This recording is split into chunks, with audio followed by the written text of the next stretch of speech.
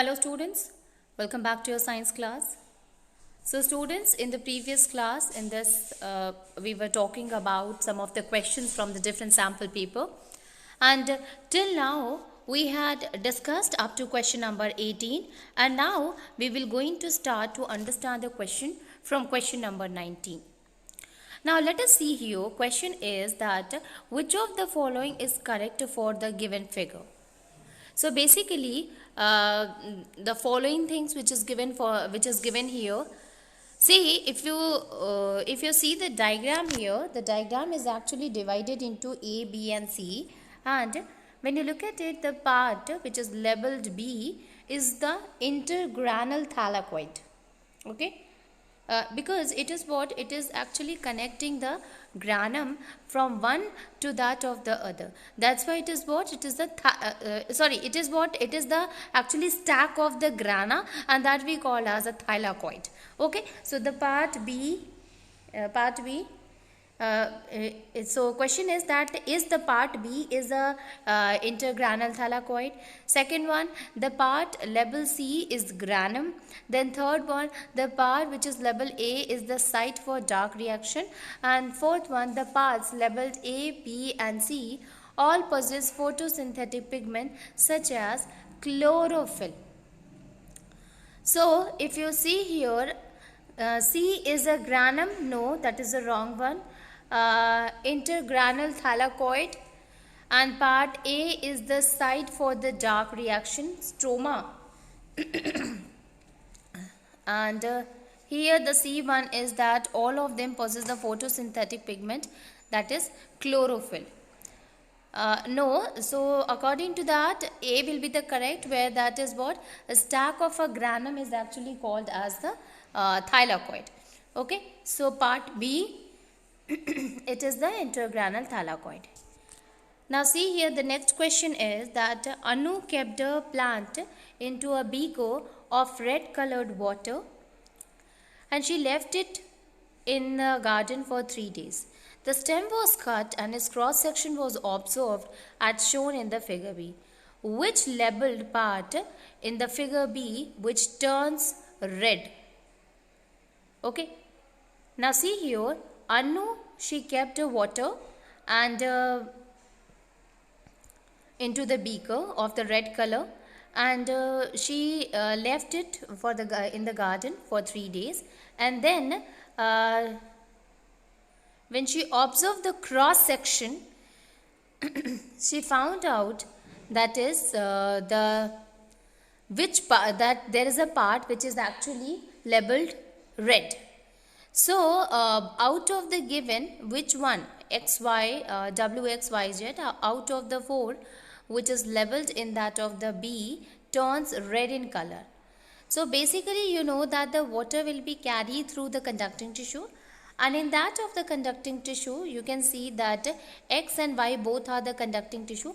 Now see here, the conducting tissue can be of xylem and phloem, and we know that the xylem is basically used to carry the water from one place to the another. So that is the kind of a conducting tissue. Okay, so we can say here that the stem which is cut and the cross section which we have taken here, that the stem, the vascular bundles, the xylem and the phloem, the conducting tissue used to carry that red color. So out of that, the xylem will be what? It will be red in color. So where is the xylem, students? So xylem is basically present at the, so you can see here out of the given, the Y is what, which is the part of the xylem, and that is what used to carry the water. Along with it, the red color water, the red color will also come. So it is the because of the xylem only, that part of the stem which it is red in color, it is of xylem. So the correct option, it will be C. C will be the correct option. Sahil took a white solid from his teacher to find out its melting point.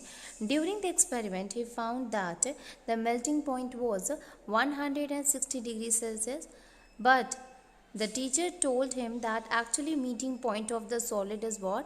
150 degrees Celsius. What could be the reason for Sahil's observation?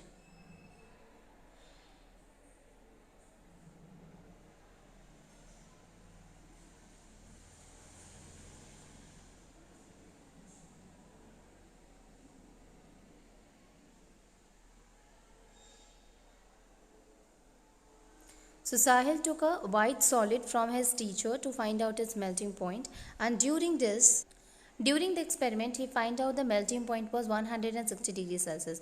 But the teacher told him that actually melting point was 150 degrees Celsius. What could be the reason Sahil's observation? Okay, so melting point of the solid depend upon the procedure and the amount taken. The solid can have different melting point depending upon the method of storage. The solid contains some impurities which is mixed with the pure compound, and if solid is heated strongly, the melting point increases. No, out of that, the C will be the correct option, students, that the solid may contain some of the impurities, and because of the presence of the impurities which is mixed with that of the pure compound, the melting point also increases. So out of that, we can say that C will be the correct option, that the solid contain impurities which is mixed with that of the pure compound. Okay, so because of the impurities, the melting point increases. Now, which of the following part of plant have the water carrying tube and the food carrying tube? So water carrying tube is what? That is the tube which we use to carry the water, and both of them are what? They are the conducting tissues. So the water is carried by that of the xylem, and phloem used to carry the food. So both of them are the conducting tubes, and which of the following part of the plant will they used to take the food and water? So obviously all the different parts of the plant, they need water, they need minerals, they need food food. Okay, so we can say here that leaves, stem, roots, all of these, they all needed that of the food or the water. So according to that, the fourth option, which is all of these, is the correct option. Okay, so we can say here that all of these will be the correct option, student. Now X is what? It is a double membraned organelle that oxidizes food present in cell to release energy. Okay, so X is a double membrane organelle that oxidizes food present to energy. So it is a double membrane, and which help in the process of oxidation of the food and in the cell, and basically the resultant is what? That release of energy. So X is what? It is actually mitochondrion. You know that the nucleus, endoplasmic reticulum, and the chloroplast is not responsible for releasing the energy. The ATP synthesis occur in the mitochondria, and that's why it is also called as the powerhouse of the cell.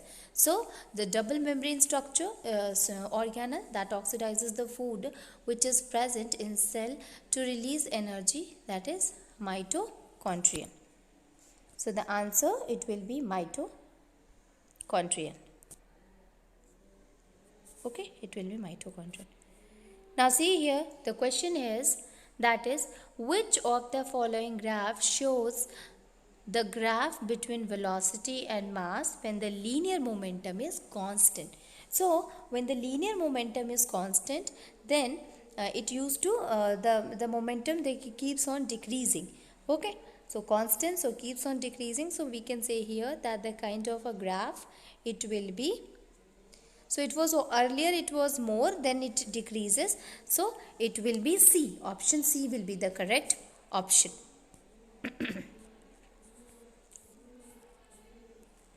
Now see here, this is section B, student, and in section B you will find that again there are 24 questions, and out of that any 20 questions we have to attempt in this section. The first attempted 20 question would be evaluated. Okay, now which process is shown in the below flow chart? Rough endoplasmic reticulum, smooth endoplasmic reticulum, Golgi apparatus, secretory vesicle, and plasma membrane. Okay, so see here. So which process is shown in the below flow chart, student? Rough endoplasmic reticulum, smooth endoplasmic reticulum, then Golgi apparatus is there, and secretory vesicles are there, and finally plasma membrane is there. So the process which is shown here in the following chart, you will find this is actually membrane biogenesis. Okay, so this is the membrane biogenesis, formation of the membrane is occurring here. Now which property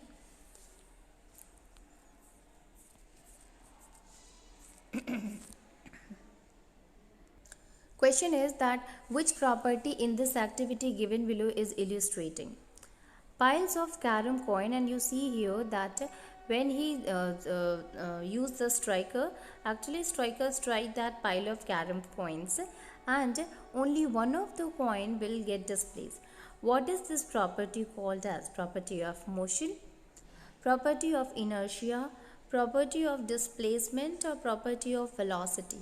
So basically it is the property of inertia, in which we will find that when we hit or when we strike that of a pile of a carom coin, then it will make the other it will make the base one to move, and not the to move, and that is because of the inertia at rest. So we will say that it is because of the property of inertia. Now the next one is amylase, the temperature versus time graph uh, of water. It is given below. Which reason contain all liquid? So basically the temperature versus time graph of water, if we will look at here, then the reason which contain all the liquid, it will be, now see here, as the temperature is increases, it is continuously the range of with respect to time, as the temperature is increasing, you know that it will get converted into liquid to gases. So obviously here you will say that C is that particular reason where the reason contain all liquid, because 100 is at D, and even at B also it is 0, and reason A it is minus 10. So this is what it is, a solid state, but C is what, which is the reason which contains all the liquid. So answer, it will be reason C. Now the next one is that which of these tissues transport material in plant and also provide mechanical support. So which of these tissues transport material in plant and provide mechanical support also? Now see here, the first one is what? The first one is the, and the second one is there, and the third one is there. So third one is actually the parenchymatous tissue, so that will not going to provide any kind of a support. The first one is that of the phloem, and the second one is what? Pits are there, there is no nucleus, so second one is that of the xylem. So we can say here that out of the given, the xylem will going to it will going to give the mechanical support. So only the second one is the correct option, in which the it will going to provide the mechanical support to that of the plant. Okay. Next is which of the following represent the time displacement graph of two objects A and B moving with zero relative speed? Basically if the speed will be 0, the graph it will comes as a constant only. So out of the following, which one will going to represent the time displacement graph of two objects with a zero velocity? So that is the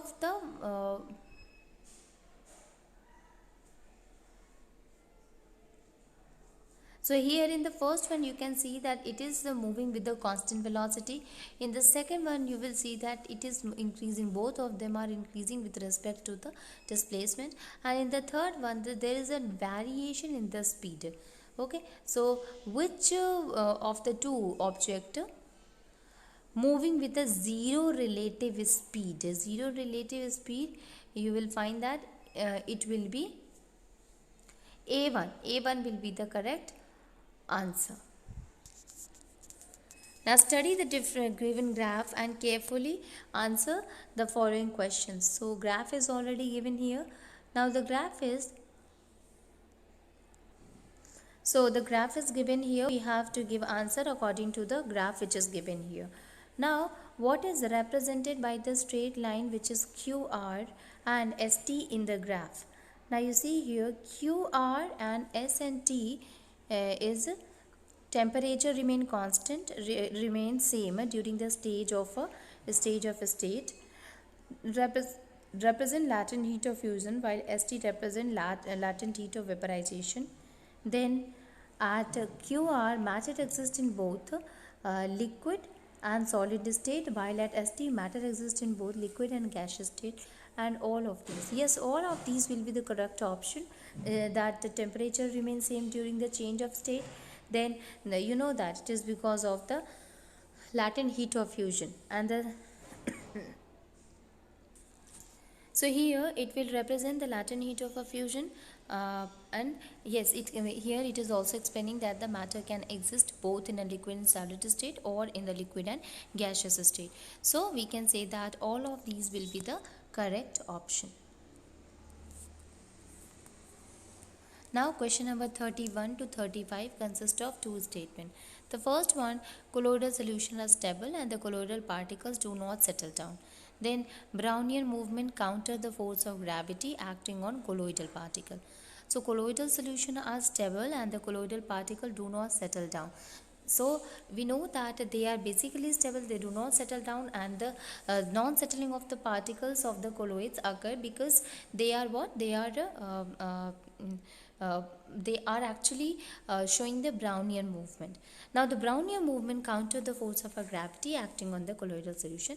So from this, the reason is actually the correct explanation of the A, and assertion and reason both statement are true. So we can say here that assertion is true, and reason is also true, and reason is the correct explanation of A. So the option, it will be A only, that both A and R are true and R is the correct explanation of A. Now the next one is the mitochondria and chloroplast are semi-autonomous organelle. Reason, they are formed by division of pre-existing organelle and contain DNA but lack protein synthesizing machinery. So they are generally formed by division of pre-existing organelle. Now mitochondria are the semi-autonomous because they are able to prepare they consisting of their own DNA, as well as they consisting of their own mitochondria. So that's why they are what? They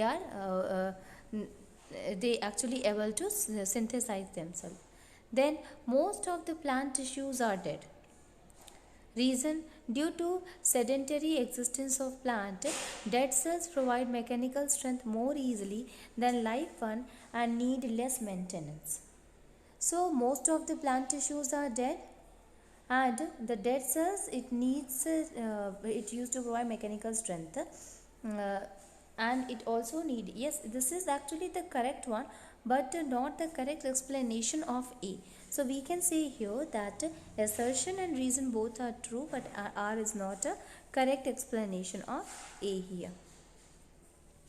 Now the question is that the graph between two physical quantity P and Q is a straight line, whereas P by Q is a constant. The reason is the straight graph means that P is proportional to Q, or P is equals to constant multiplied by Q.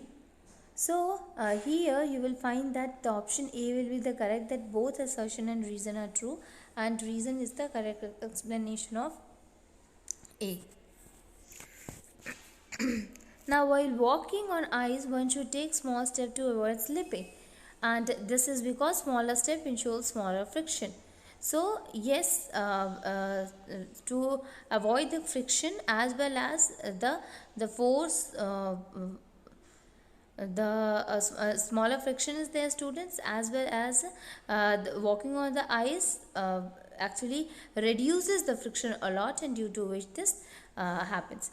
So this is the assertion and reason both are true, and reason is the correct explanation. Okay, then the next one is there, and that is question number 36. Okay, now let us move on and see the questions from the assertion and reason, students. So here you will find that colloidal solution are there. Basically colloidal solution are what? They are stable, and the colloidal solution, now let us see here. we have seen some of the question from the assertion and reason. Now see here, question number 34 is there. The graph between two physical quantity P and Q is a straight line when P by Q is constant. Reason, this straight line graph means that P is proportional to Q, or P is equals to constant multiplied by Q. So a graph is there between two physical quantities P and Q. It is in a straight line when P by Q is a constant. So the reason it is that the straight line graph means that P is proportional to Q, and or P is equals to the constant multiplied by Q. Yes, this is the correct option, students. So here, since you know that the straight line is what, straight line basically we use for the the physical quantity in which the one is what, proportional to the other one. So we can say that here the physical quantity P and Q is what, it is a straight line only. So this is, we can say here that both assertion and reason is true, and reason is the correct explanation of that assertion also. Now you see here, while walking on ice, one should take small step to avoid slipping. This is because smaller steps ensure smaller friction also. Yes, this is the correct one. Now see here, we'll say that when we walk on this ice, we should take small steps to avoid slipping. So why is it so? It is because smaller step is there which will ensure the smaller friction also. So according to that, you see that when we take a small steps, small friction will be there, and this is the correct one, that more area, we know that the area of a contact also in a friction. So if the area will be more, so more friction will be there. So obviously we can say that assertion and reason both are true, and assertion is also the correct explanation of that of the reason. Now the question is, a cell wall, it swells up if the concentration of the water molecule in the cell is higher than the concentration of water molecule in the surrounding medium. The concentration of water molecule in the surrounding medium is higher. So the concentration of a water molecule in the surrounding medium is higher than the water molecule concentration in the cell. The concentration of water molecule is same in the cell and in the surrounding medium.